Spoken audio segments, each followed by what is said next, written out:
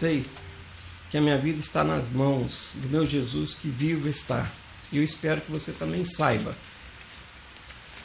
Nós entendemos que aqueles que são discípulos do Senhor Jesus, aqueles que se autodenominam cristãos, têm uma responsabilidade muito grande com este nome.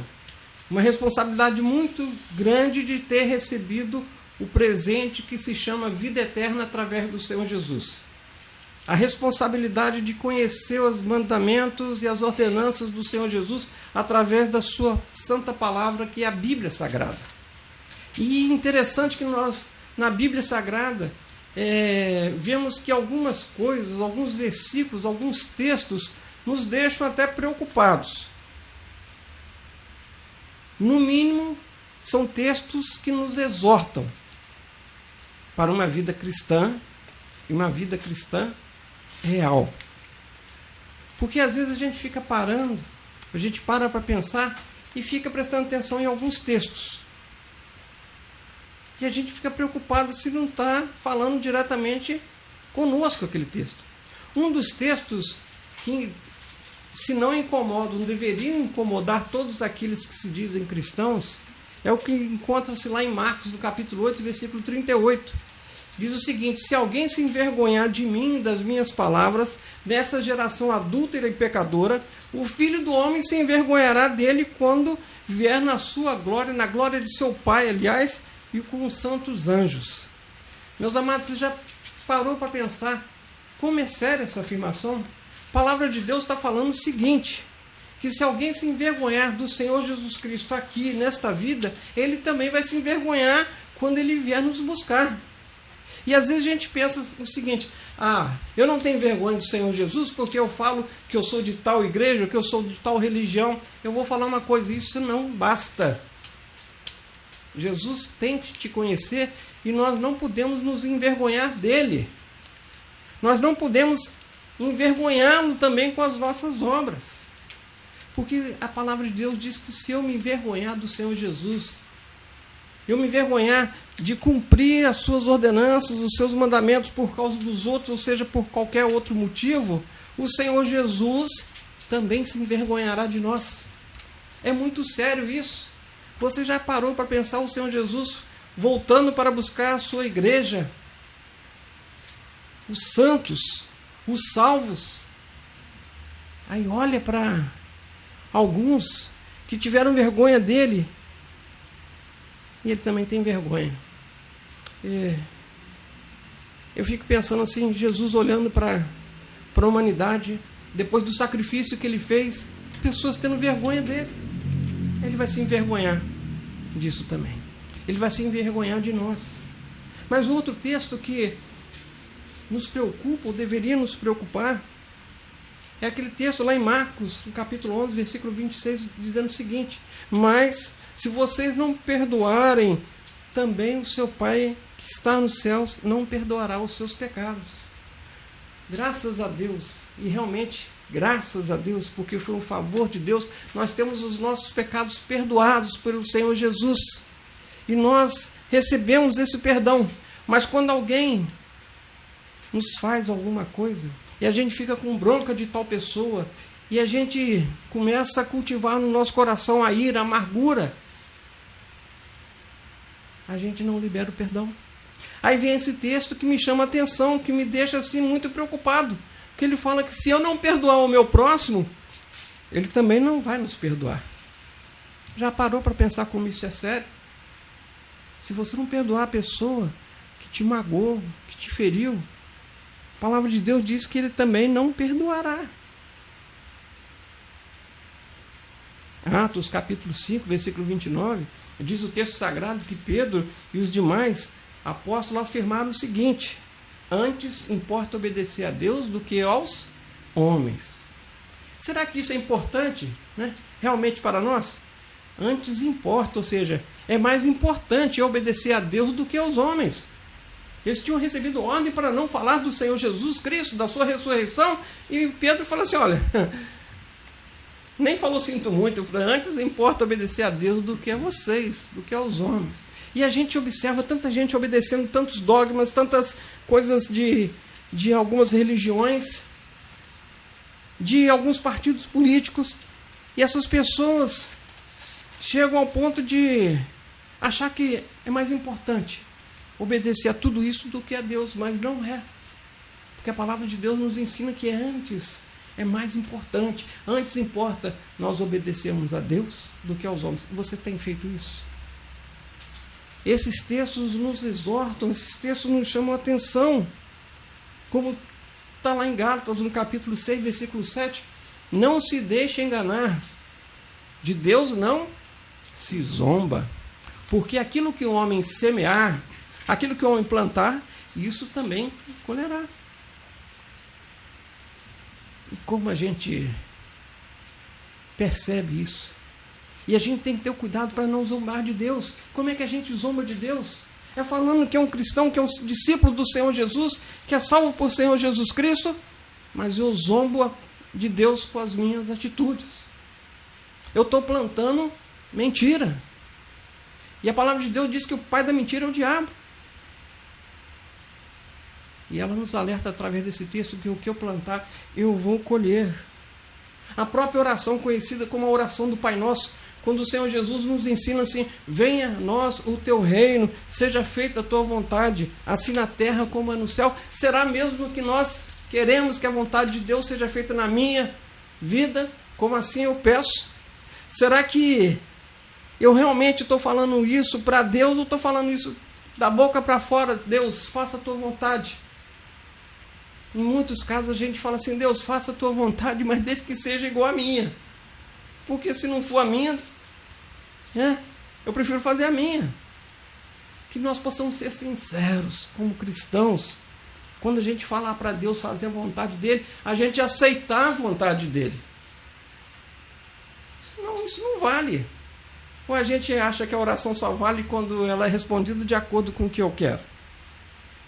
Mateus capítulo 5, versículo 27, diz o seguinte: ouviste o que foi dito, não adulterarás.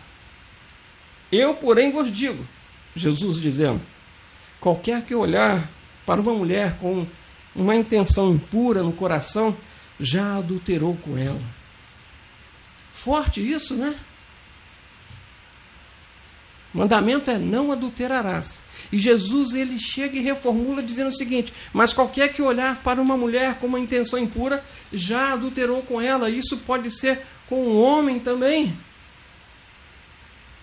Porque o que conta mesmo é o que está no nosso coração. É por isso que Jesus fez questão de falar isso. Porque não adianta dar uma de santão, de bonzão, que não é assim, porque Deus não olha o nosso comportamento, ou melhor, o comportamento que nós temos não nos avaliza a entrar nos céus. Nós não vamos entrar nos céus por causa do nosso comportamento, mas por causa do nosso coração e do que passa dentro dele. Mateus capítulo 5, versículo 37, e continua dizendo o seguinte: seja o seu sim, sim, e o seu não, não, porque o que vem disso é de procedência maligna, ou seja, vem do diabo. Como é que é isso? É quando eu falo uma coisa e faço outra. Quando eu falo uma coisa para uma pessoa, depois que a pessoa vai embora, eu faço outra coisa. Eu estou dizendo sim, mas na verdade eu estou agindo com um não. E Deus falou o seguinte, através da sua palavra: tenha caráter, como meu filho tem. Seja o vosso sim, sim. E o vosso não, não. Não fica mudando, não. Está falando que o que passa disso vem do maligno. E ainda fala lá em Tiago, no capítulo 4, versículo 11, palavra de Deus, dizendo o seguinte: irmãos, não fale mal um dos outros. Quem fala contra o seu irmão ou julga seu irmão, fala contra a lei e julga. Quando você julga a lei, não está cumprindo, mas você está se colocando como juiz. Aí a gente fala o seguinte: nós não estamos falando mal do nosso irmão, a gente está apenas tecendo um comentário. Acho interessante uma máxima que diz o seguinte: quando você fala do pecado do seu próximo, você não está se tornando mais santo do que ele. Você está se tornando apenas um fofoqueiro. Mas é isso aí. Nós achamos o seguinte, que nós somos melhores porque nós não pecamos como o outro. Só que a palavra de Deus acaba com isso tudo, porque diz que todos nós pecamos. E todos nós necessitamos da salvação do Senhor Jesus Cristo. Uma outra coisa que nos chama a atenção como cristãos, como discípulos do Senhor Jesus, e que a gente vive uma vida, parece que alheio a esses textos que eu citei, é o texto lá de Mateus, capítulo 6, versículo 19, que diz o seguinte: não ajuntem riquezas aqui na terra, onde as traças e a ferrugem destroem, e onde os ladrões arrombam e roubam. Pelo contrário, ajuntem riquezas aonde? No céu, onde as traças e a ferrugem não podem destruí-las e os ladrões não podem arrombar e roubá-las. Pois onde estiverem as suas riquezas, aí estará o coração de vocês. Aonde está o seu coração? Você pode observar que onde está o teu tesouro, ali também vai estar o seu coração. E é interessante que a palavra de Deus, que nós cremos como palavra de Deus, a Bíblia Sagrada diz para nós não ajuntarmos riquezas aqui na terra. Porque vai vir um ladrão, talvez, e roubar, talvez a ferrugem vai acabar, vai destruir, mas a gente tema achando que a nossa vida eterna é aqui mesmo. Mas eu tenho que juntar. Tem uma frase que diz que caixão não tem gaveta. E a outra até fala que dinheiro não tem espaço. Ou seja, a gente sempre procura um lugar para colocar mais e vai arranjando. Só que a vida passa. E a Bíblia trata essas pessoas até como louco. Né? Você não sabe o que vai acontecer amanhã. De repente você está juntando para os outros. Não ajuntem riquezas aqui na terra. Gente, porque se tantas advertências, se tantas exortações estão na Bíblia que nós acreditamos, nós não vivemos de acordo com elas. Por quê? E a gente entra assim, tipo numa crise, do mesmo jeito que Paulo entrou. Paulo, escrevendo aos Romanos, no capítulo 7, versículo 24, ele falou o seguinte: desventurado homem que sou, quem me livrará do corpo dessa morte? Paulo estava numa crise meio que existencial, dizendo o seguinte: ora, o bem que eu quero fazer, eu não consigo fazer. Mas o mal que eu não quero fazer, quando eu vejo, eu já estou fazendo. Aí ele fala assim: quem é que vai me livrar desse corpo? Né? Quem é que vai me livrar desse corpo, desta morte? Essa questão que eu quero fazer uma coisa, mas o corpo me manda fazer outra. Essa questão que eu tenho consciência que é coisa errada, mas eu acabo fazendo. Ele chega e fica meio que desesperado nessa situação aqui e fala assim: quem é que vai poder me salvar? E eu acredito que eu e você, se não passamos ou estamos passando, talvez algum dia a gente passe por isso.